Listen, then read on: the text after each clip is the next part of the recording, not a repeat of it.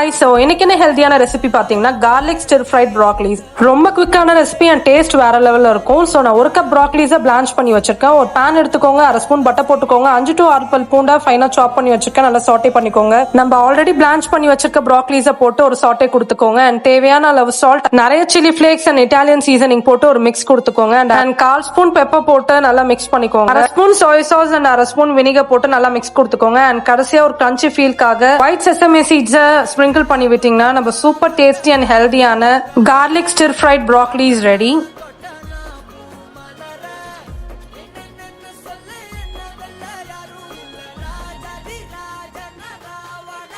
So இந்த recipe inspire from fun food and frolic அப்படின்ற ஒரு இன்ஸ்டாகிராம் பேஜ் தாங்க. இந்த டேஸ்ட் எப்படி பார்ப்போமா?